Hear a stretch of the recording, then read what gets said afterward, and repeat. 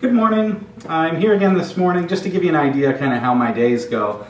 It's 6:30 in the morning, so I'm going to be here until about 7:40, and then I'm off to do my day shift at work from 8 o'clock, and usually I work until 5:30. Today being Tuesday, I only work till 3:30, so I get off a little bit early today to get ready for the show. So this morning, I'm going to be going through here just doing some cleanup, sweeping and mopping the floors. I'm going to get some bleach down on these tiles since having ripped up the drywall recently. I think I've probably got some mold on the floor that I want to get rid of.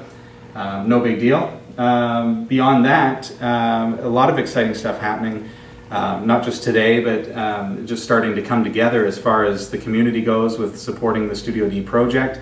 Of course, as you know, we do have monetary needs, so we solicit and covet your donations. Also, if you want to buy a shirt, there's a couple days left at teespring.com/category5. But one of the things that's really come together is we're starting to get some volunteers to pitch in with some of the things that I'm not capable of. In particular, we've got these lights over my head that you can't see right now, but you've seen them before. They're just nasty industrial fluorescent tube lights, and they've probably been up there since as long as the building has been here. So they're in bad need of replacing. So the landlord's been good enough to bring us brand new lighting fixtures, new sunlight balanced light bulbs. They would be really great, but I don't know how to do any of that. So one of our viewers, Paulo, has emailed me and offered to make the drive just a little over an hour to come up to Barrie and come and help put those up. So we're looking for more volunteers to help with some of the manual labor, but he knows what he's doing as far as getting those into the roof and wired in and all the electrical end of it. Beyond that, he also does some drywall, so he's going to take a look at the drywall situation since I've ripped out some of it. And there's other stuff that needs to be done. There are holes in the walls, I don't know if you can really see, but a lot of fixtures and things were here. And that's the same all around the office space. There are just holes that we want to fill in. The bathroom you've seen is in need of some TLC for sure. So Paulo is going to come and help out with those kinds of things. That's awesome. Then once we've got all the drywall done and everything, of course we've got to paint. So along comes Jean Bamford. She's an interior designer kind of person who does residential designs and some amazing stuff. So she's going to come in with Krista Wells, who's our graphic designer. She's done our logo, everything like that you've seen. They're going to come in here and assess how do we want to paint it. What colors are we going to go with? How are we going to do it?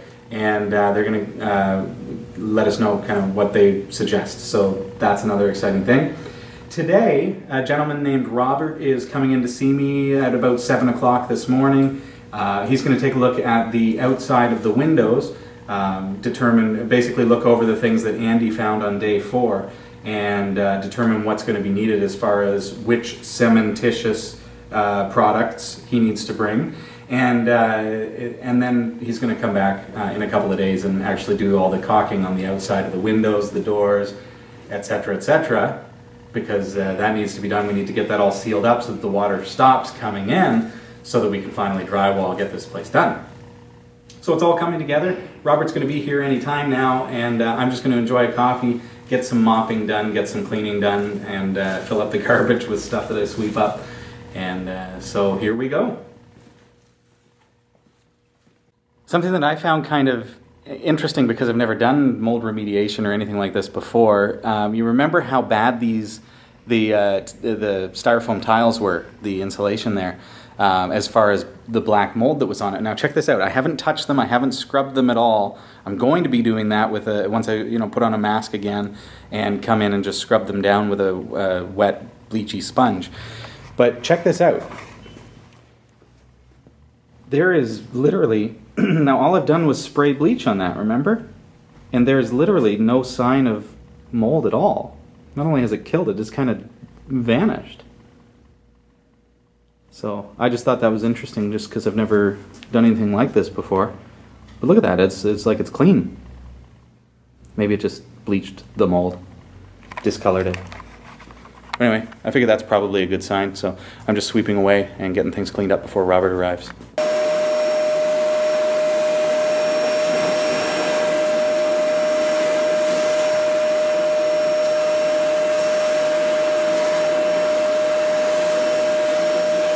Okay, so Robert has arrived. Say hi, Robert. Hi, Robbie. How are you? Doing good, man. So the first thing he does is he walks in and starts laughing hysterically. What's going on? Well, it looks like some sort of Amateur? rabid beaver came along and chewed the walls off. Oh boy. Anyway, it's done now, but you're going to have to trim it up neatly if you're going to put another piece of drywall on there. Yeah, because, sure. And maybe what I'll do is I'll just show you how to straighten it out a little bit and get a nice clean line. Okay. It's easy enough to do, and if you do it right, you don't actually have much mess at all. It's easy to clean up because what you do is you cut it along the straight line, you take off the receptacles, the covers off the electrical plates, and then... Which I obviously did. Well yeah. That's great. Beautiful. But anyway, you just take those off, and then all you do is you cut a nice straight line all the way along, and then once you cut the straight line, you'll cut the seams, and then you fold it up, and after you fold it up, you just cut that seam nice and cleanly through, and it'll all come off. You guys saw the video, right? Don't they make it sound simple? It is simple. I've done hundreds of homes. And then once you get it cut off like that, then you just score it in intervals about 1 foot, and then you fold it up like a little accordion. It's that's what I did wrong. Yeah, okay. Yeah, it's easy to do. So should we get a look outside now? Obviously you've seen the video, Robert, so you know that this is what's going on here. For the water damage. Yeah, okay. So you can see here, like the condition. That stuff isn't as bad. Like these ones, certainly, the gaps in between the frame, that's easy enough to do. But we should take this caulking out. I mean, there's two ways to do it. You're going to take the caulking out and put in all new caulking, and if the gap is wide enough, you'll put a backer or filler rod in there. But I think because this isn't too bad right now, some of these sections we can clean up, and we'll get some knives and some scrapers in there. We'll clean that up so it's nice and smooth, and we'll put a new bead over top of it, a little bit wider. Do a nice job on those, and then as well, some of these cracks here, we can seal those up a little bit better. All right. So the second window there at the top, it's letting water down into this window frame, and it's dripping out. Okay, we got to get in there then. Yeah. So and that's what's happening is because the state of the caulking up there is such that the water's getting into the window, coming down on the inside of the wall, and then out when it gets to the lower window. Okay, so we'll have to do the top windows too. Yeah, and that's the case of it. So and then same thing over here, and then we've got insects that come in here and. Oh, nice. So, loads of bugs getting in. And interesting, isn't it? Okay, that's no problem. And then Andy found that down here, you can see the discoloration of the brick, but in here there's actually quite a few spots where it's letting bugs and water in. Okay, we can do some caulking. All the way along there. There's one particular spot where, I mean, you can see just by getting down there, but it's been patched up before, but it's in rough shape, so. Okay. And then this one here is our fire exit, and the door above it again. Look at the floor, right? It's funny, right? It's funny how these little voids water manages to get into. Oh, yeah. But then you got it coming in the window up there, and then coming down on the inside and going out onto the floor and destroying the walls here. And the floor is... So there's three reasons why you do caulking, right? One is in a residence, in a home, you can save 25% of your heating costs by doing proper caulking. And the second reason you do it is so that you have consistent heat throughout the house. So if you have windows that aren't properly sealed, then all of a sudden you end up in a situation where one room is drafty, so you end up with these drafty homes. And then the third reason, of course, is what, as you're seeing here, to protect your investment. Because water damage is one of the most significant contributors to insurance claims. Whether it's an internal leak or an external leak, water tends to penetrate through the skin of the building, and then all of a sudden you've got interior issues which are often not exposed until it's too late, and you get significant damage to the walls, the carpeting, the flooring, everything. So you can see it there. Yeah, well, there you go. We gotta and it's and it's funny how it's just a simple little crack in the caulking. Yeah. And like Andy had said earlier, it can transport, and that's one of the tricky things with water. It'll track along lines, and I've been in buildings where the damage that you see ends up being 20 yards away or 30 yards away from where the actual point of entry is, because it'll track along a beam until it hits the lowest point, and then it'll drip. Yeah, it's like our windows here.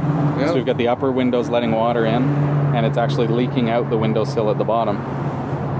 Yep. So okay. So do you need me? I thought there was a longer run that you needed to do, but it's just the windows themselves. So that's not that. Windows and the doors. Yeah.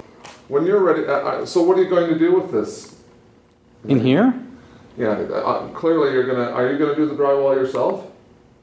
Yeah. Well, I'm gonna pitch in, but we've got a viewer named Paulo who's gonna come. Who's done some contracting work before. Good. So he's gonna help get this done. Hard to do. Yeah. As long as and we've got to do the lights. This Sunday we're here putting lights up. You're good and tall. If you want to come and help with lights, you look like you don't even need a ladder. What are you going to do with lights? We're replacing them. See right here? Okay. We've got all new fixtures. So why would you choose these? These are what the landlord provided. Okay, he provided those. Yeah. Okay. And we've got nice sunlight balanced light bulbs. I think they're 5,000 Kelvin, so they're close to sunlight. So it'll be nice. 4100K is actual the color of natural sunlight, depending on the kind. So I know quite a bit about lighting, actually. When it comes to lighting, different lighting temperatures do different things for the body as well as your work activity. So when you go from a 3000K, which is typical, 2700 to 3000K is what typically would be in a residence, and when you get into a work environment, some people like a 4,000K, some people like a 5,000K. The Seattle Mariners actually have, in their change room, they have lights that change color. Oh, yeah. And so before the game, they light them up at 5,000K. Yeah. It increases the energy level. Midday sunlight. Right. And then when they go out onto the field, they play the game, and then when they come back into the change room, they actually lower the temperature to a 3,000, 2,700K to help them relax. Right. So that's why in a home you have color temperature that's around 27, 3,000K, because it's supposed to be a more relaxing environment. Sure. The technology that's available with LEDs today, what they're doing is they're allowing people to change that color temperature through the course of the day, so that through the middle of the day it's a brighter white, and then at the end of the day it actually goes to a warmer, more orangey light down to 2700K, so you relax more. It's more with the circadian rhythm of the body. Yeah, yeah. And because we're doing video, about the 5,000 to 5,500K is about where we want to be. Right. Natural sunlight, midday, so it's basically just a fill of white light. So, I mean, that would have been an option for you, and that's going to certainly create a lot of illumination in here. He's clearly going to give you, these are probably T8s, not T5s. What's he got in there? These are probably T8s, 2x4 choppers. There's some really cool lighting out there now, and LED lighting it's unfortunate, and these are provided by the landlord, which is great. But yeah, we're working pretty much exclusively donations and stuff that is provided. So. You can actually, and it would have been of benefit prior to this, but you would have been able to save a lot of money on energy just going to a straight LED flat panel. And there's lots out there that would do clearly a 5,000K. It's certainly no problem for an LED to go to a hotter the cooler temperatures, they call them actually. Yeah. Yeah, they're generally running at about 120 lumens per watt. And the other benefit of an LED versus fluorescent is what they call color rendering.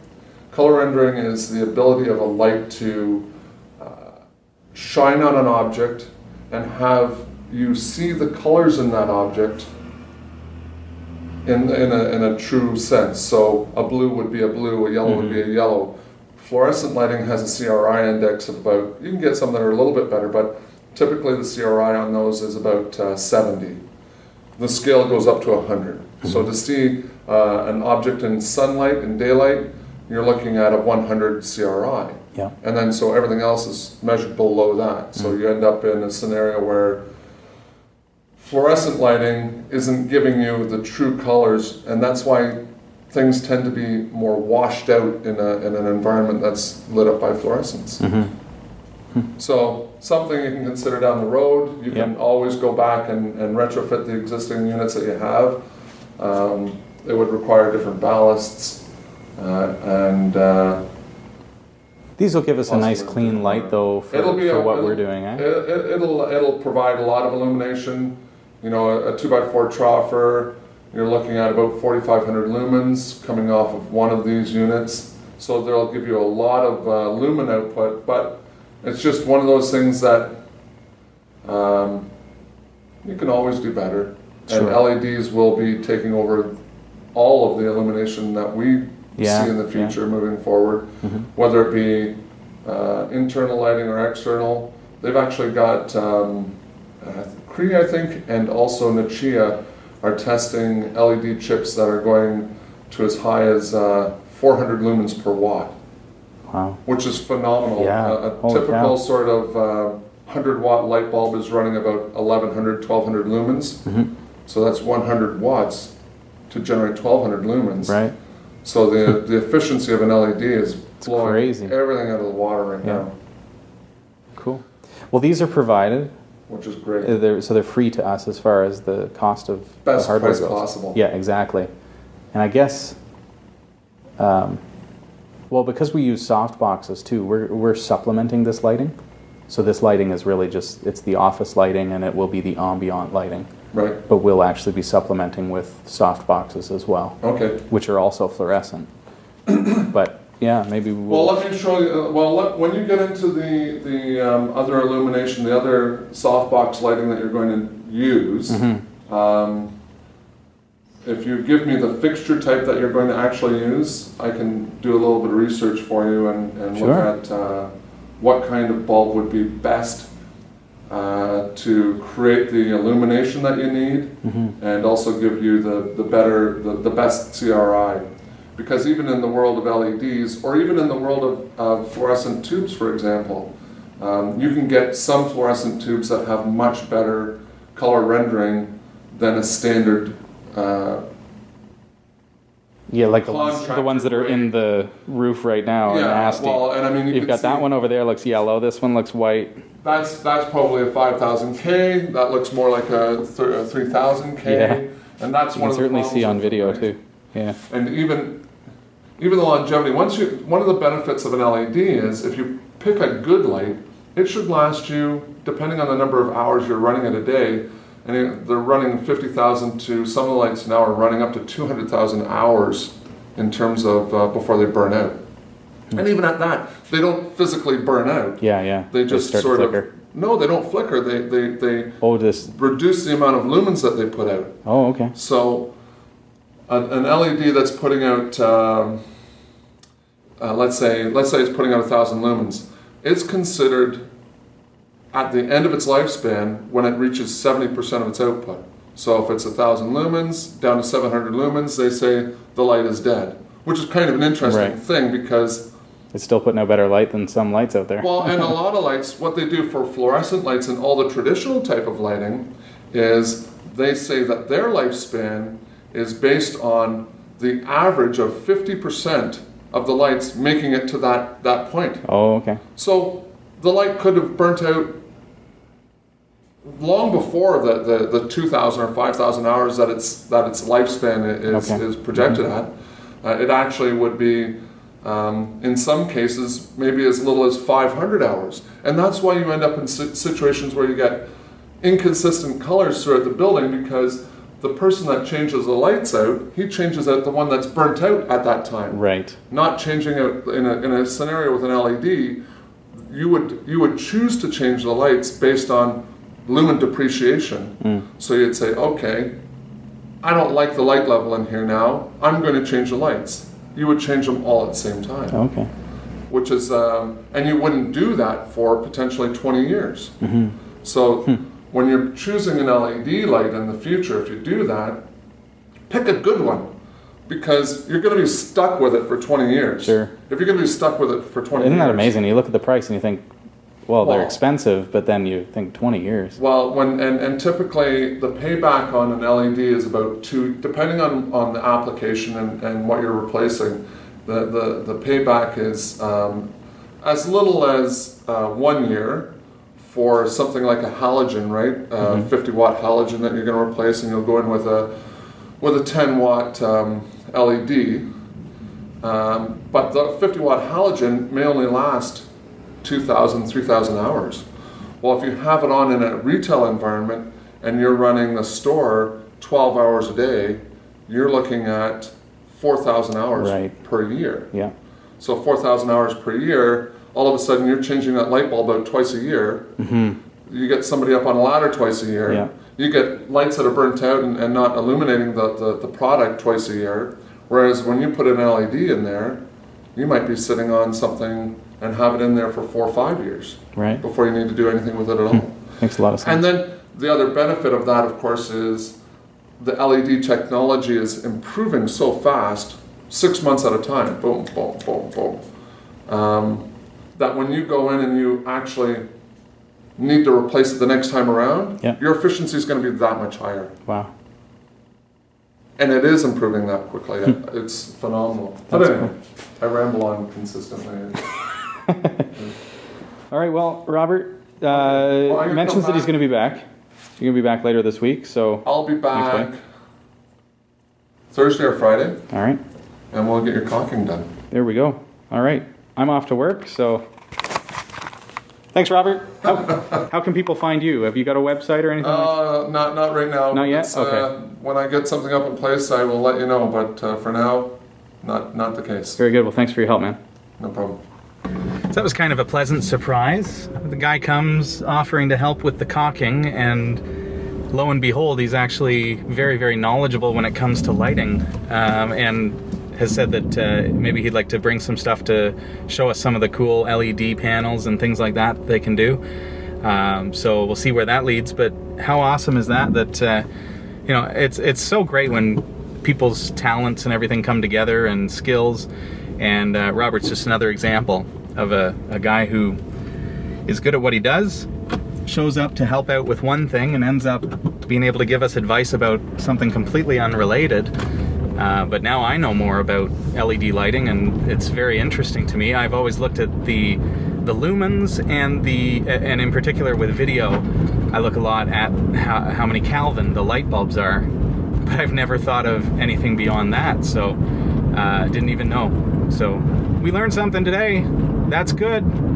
So I'm going to sign off for today. I'm on my way to work, and then we'll see you tonight on Category 5 TV. Take care.